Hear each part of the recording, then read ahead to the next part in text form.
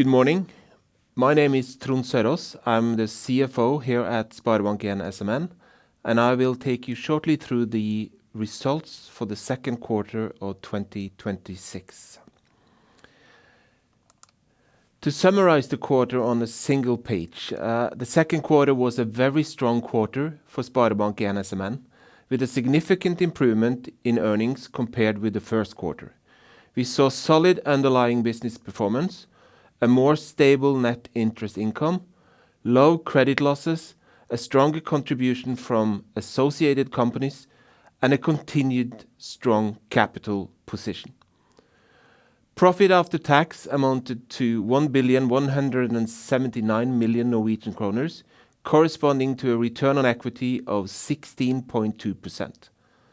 The strong second quarter also means that we delivered an excellent first half of 2026, which we believe reflects the group's underlying earnings capacity well. For the first half of the year, profit after tax just exceeded 2 billion, and return on equity was 13.7% after the first 6 months. At the same time, we continue to see good growth in both lending and deposits, particularly in retail market. Lending increased by 1.4% during the quarter, while deposits grew by 3.2%. The strong deposit growth is especially encouraging as it strengthens our funding profile and provides greater flexibility. With a CET1 ratio of 17%, we maintain both resilience and strategic flexibility. When measured against our financial targets, we delivered a strong performance in the quarter, particularly with respect to profitability and capital. At SpareBank 1 SMN, our ambition is to deliver high and competitive value creation over time. We are therefore pleased with the results delivered in a market where competition remains elevated, perhaps particularly so in our region, and the quarter demonstrates that our strategy is working and that we remain disciplined in pursuing profitable and balanced growth. Retail banking. Retail banking delivered a strong quarter. Lending growth in the retail segment was 1.8% during the quarter, while deposits increased by a robust 5.2%. This is a strong development and demonstrates healthy customer activity. Annual loan book growth stood at 5.5% at the end of the second quarter, further supporting this picture. There is no doubt that the competition for attractive mortgage customers remain intense. However, the second quarter demonstrates that we are able to balance growth and profitability effectively. And importantly, we are not simply a mortgage provider. We are a full-service retail banking franchise, and cross-selling activity across our retail customers base remains very strong. The strong deposits growth, as mentioned, is, as I said, also important. It deepens customer relationships and further strengthens our funding structure.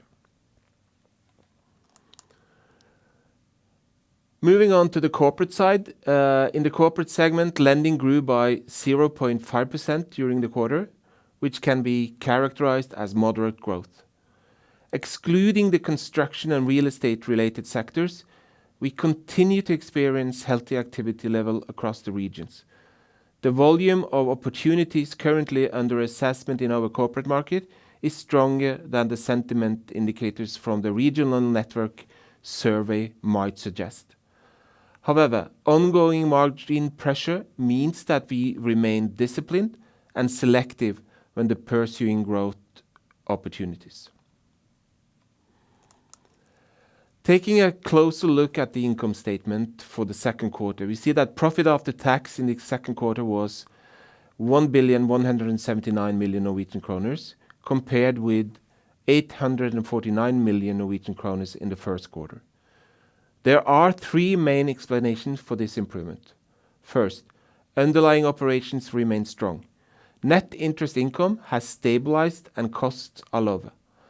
Reported net interest income increased marginally quarter-on-quarter by 0.7%, supported by calendar effects and repricing of selected products during the quarter.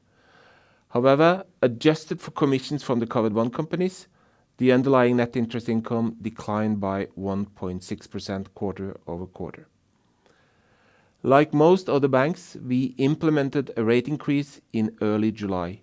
There are therefore reasons to believe that the trough in the net interest income has been reached, although future developments will depend on NIBOR movements. Secondly, credit losses declined significantly compared with the first quarter. Credit losses were 35 million Norwegian kroner, equivalent to 5 basis points, which is a low level and supports the picture of strong credit quality across the portfolio. And thirdly, we saw a substantially stronger contribution from associated companies, as well as improved performance from financial investments compared with the first quarter. More important than any individual line item, however, is the fact that the second quarter demonstrates the resilience of our business model.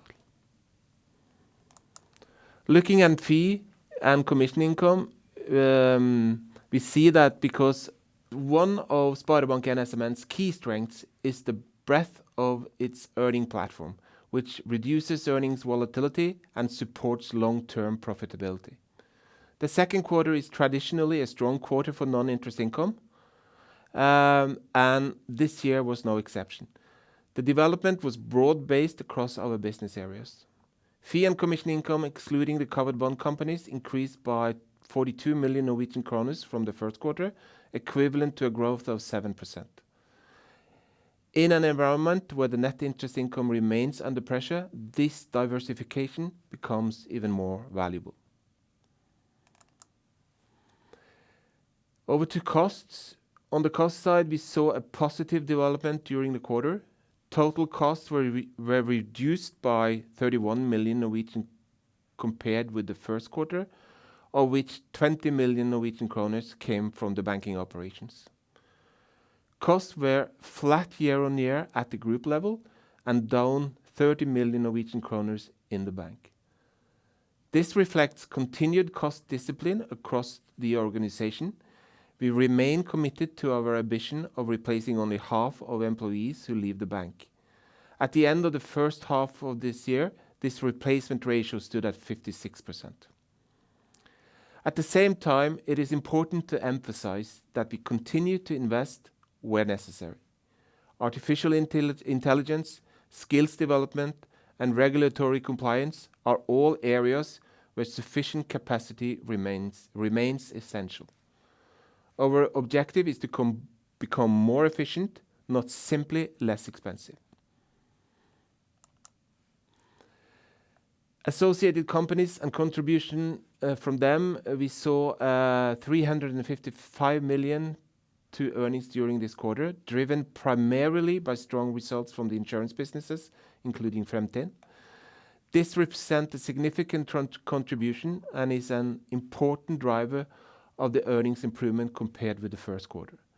As mentioned earlier, however, it is important to view this in a broader base. Earnings from associated companies are an integral part of the group's diversified business model.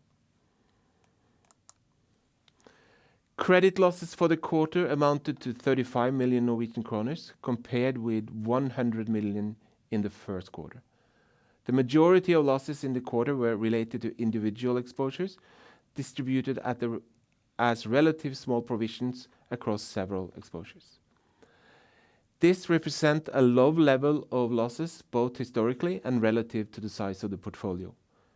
While we continue to see isolated cases, as one would expect in a large lending portfolios as ours, the overall picture remains positive. Credit quality is robust, and the loss level in the second quarter confirms this. And finally, capital and capital positions. Our capital position at the end of the second quarter remains very strong As said, the CET1 ratio was 17% at the end of the quarter. This provides a substantial buffer above both our own capital target and regulatory requirements, while also preserving significant strategic flexibility. We are comfortable with the current capital level. It provides flexibility in a market where competition, interest rates, and the broader macroeconomic environment may continue to evolve in different directions. Thank you so much.